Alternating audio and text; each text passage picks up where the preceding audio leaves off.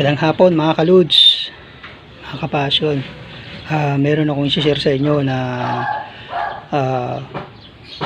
na problema ni Rusi Passion, no?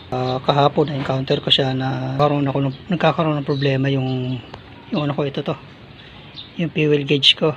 Nagkakaroon ng problema kahit mag full tank ako, naka-empty pa rin siya. So kaya ko siya ginawa ng video para in case ma-encounter nyo, maano nyo siya, ma-troubleshoot nyo. So ayan, ang pansinin nyo mga paps, oh.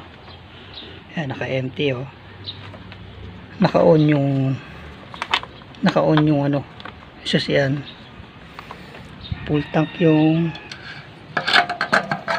ayan, oh, full tank yung tanke. Makikita nyo, ayan, full tank, oh. Ayan, full tank. So yan. So ang ginawa ko kasi is chinek ko yung wirings, no. Wala naman ako naging problema sa wirings. So okay naman yung wirings, wala namang maluwag. So kinalas ko to, yung panel gauge. Yung panel gauge na to, pinakapuang panel siya. Pasensya na kayo, hindi ko na videohan yung pagkalas, pero madali naman kalasin to mga kapaps, no? Ayan, ito mga kapaps, no. Kailangan natin para maayos natin yung problema na to. Ayan, kasi nyo, ayan. Kahit susiyan mo yan, hindi talaga siya gagalaw. So kailangan natin kalasin to,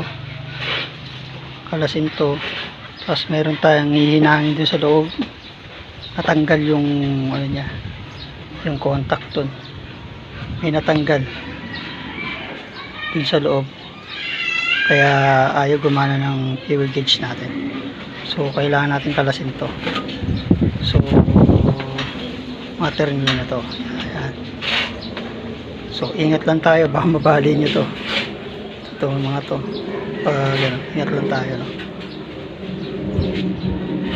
Ayan. Kalasin natin mga paps.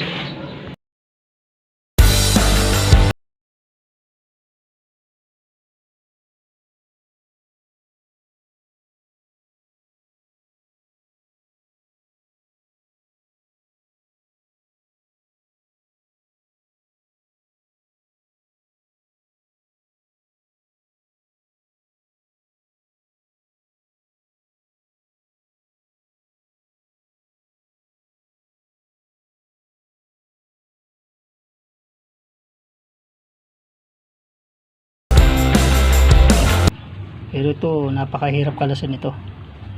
So masobrang sikip. So mahirap persahin, baka pag pinirsa mas malaking problema. Baka ito madamage na. So diskarte lang gagawin ko mga paps. Ito, kumuha ko ng wire na maliit, pumutol ako, pagkukonektahin ko lang yun kasi nawala yung pinaka ano, yung natanggal yung hinang. Makikita nyo mga paps, ayan. Tuturo ko lang sa inyo, no. Ito kasi ano, hindi ayoko na kasing piliting kalasin para magkaroon ng itong nasa loob. Makikita nyo, ayan.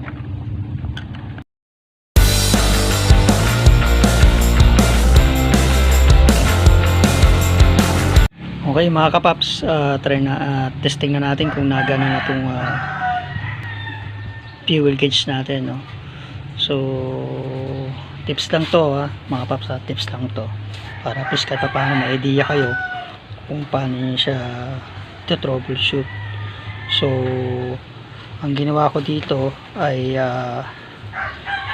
pinagdoktong ko lang yung ano, hindi ko na to nabuksan tong panel na to kasi nga sobrang madikit tong